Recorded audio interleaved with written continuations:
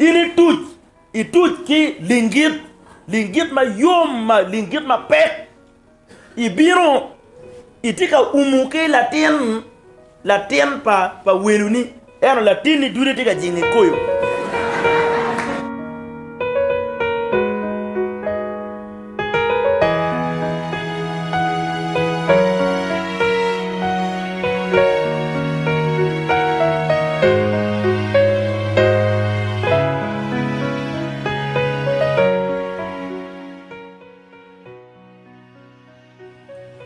dueri angej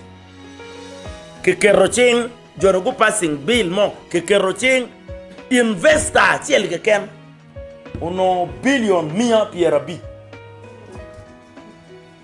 billion mia ke wiye investor tiel ke ken no bad ma obi no to dong ni anate ka mero ne ke koinwa wa non ta billion mia ciel kono ya kono ka di foot piano dir ma jo penyu maw ka no piano no ente amirna ni lao bubet ki tiene ma romo compensating to me lwen die mu rwen property badano tesu kumeno maw jo pe lao tesu karamo ja ki achudi we chawani foot pe no ento ngara chele kan investor chele kan uchoyo pi 100 plus billion lotela wa me achule gena gutinyo gume go passing bill ya lokene ini tuj ki lingit ma yom ma lingit ma pet ibiro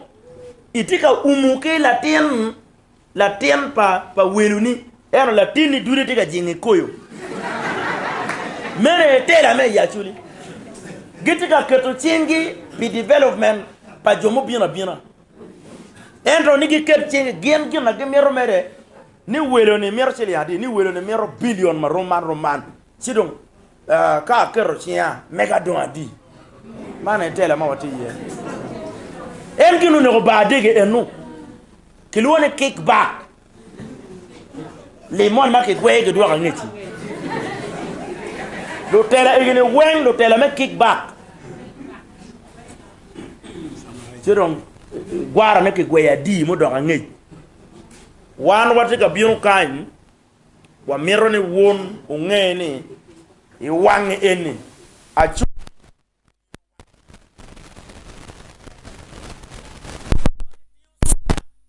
muru chui gudu gamento yo gudu lo tela magi oyo gimojo kilong dondo magamento yo kelu ma president Museveni yo kelu ki gamento ne lo tela wane gitiyo kwot kolo ke tonge ojo ni dondo ni geni kelu wano tiki dondo magamento ene ya miyo ene komen watiki dondo magamento miyo en ki komen mabere kari gamento degi kari gamento miro